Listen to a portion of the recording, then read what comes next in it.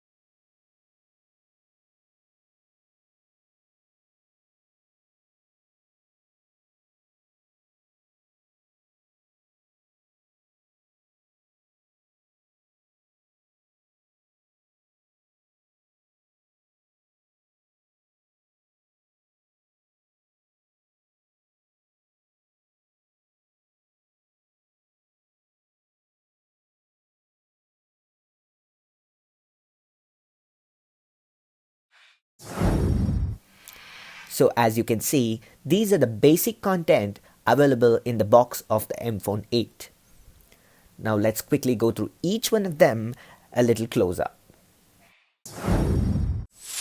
A data cable for the wireless charging dock, USB-C cable for quick charging and data transfer, a wall charger, an OTG cable, in-ear headphones with flat cable, a wireless charging dock, which I have to say is a very good addition, a fiber case, which unfortunately happens to be the only way you can use the wireless charging feature.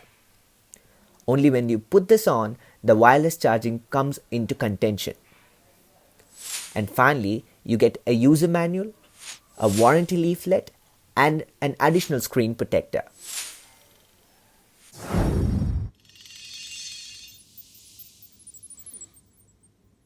The unibody design mPhone 8 does feel solid in hand. At the front, you get a 5.5-inch FHD IPS display, which is a 2.5D curved screen at 401 ppi. Up at the top of the screen, you get an 8-megapixel front-facing camera with LED flash, speakers, and a proximity sensor. The fingerprint sensor on the mPhone 8 is located right under the screen, which also acts as a home button. At the back, you get a 21-megapixel rear camera, which is a Sony lens with dual LED flash. On the left, you get the only SIM tray with hybrid SIM slot. On the right, you get the volume rockers and the power button. Up at the top, you get a 3.5mm headphone jack. And finally, down at the bottom, you get the speaker grill and the USB-C port. On the inside, the mPhone 8 has a DECA-CORE MediaTek processor clocked at 2.3 GHz with 4 GB of RAM and 64 GB of internal storage, which is expandable up to 256 GB. The mPhone 8 also supports OTG, voice over LTE, and quick charging with a battery around 2950 mAh.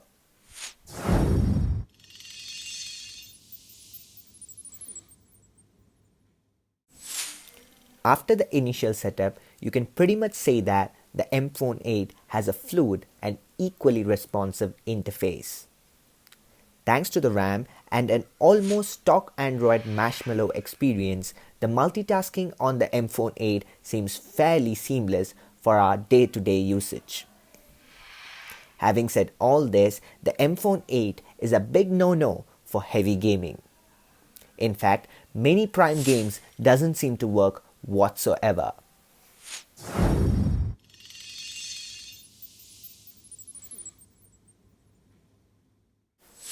Like most of our other smartphones, setting up the fingerprint sensor on the mPhone 8 seems quite simple. And I have to say, it's fast. The response of the fingerprint sensor seems almost perfect if you have the right finger on place. The best part is that you need not wake up the device to unlock every time. Just put your registered finger on place and boom, you are in.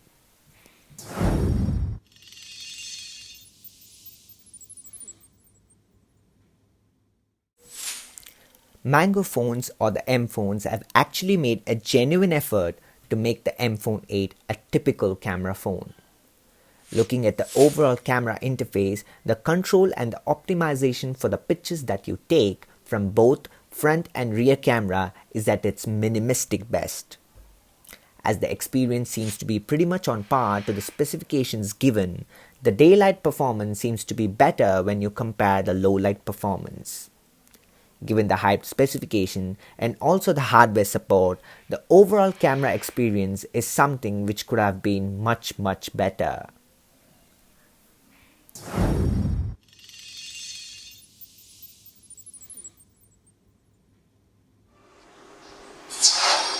Hey everyone, this is KRISH for Criteriyeah, and today we're gonna talk about the iPhone 10.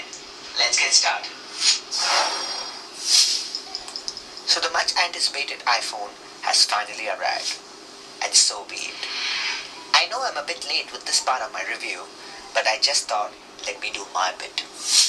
I personally was there on the launch day here in the Garden City, Bangalore, India, and fortunately enough, I did find the device in hand. Finally, the mPhone 8 seems to cover almost everything that a smartphone has to offer. But does it come anywhere near to the best in the market? I better argue on that. Especially with the major ones like Motorola and OnePlus having some excellent options in the similar price segment. With a MediaTek processor, no Gorilla Glass, and an on-par camera and performance, you can pretty much say that the mPhone or the Mango phones have to rethink their marketing and pricing strategy. If you are one of those who use an mPhone 8 or any of the mPhone series, do share your experience with us. If you have any further questions or queries, do drop them in the comment section below.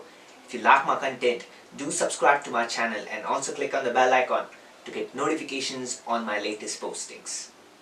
Until I see you in the next one, take care and thank you very much for watching.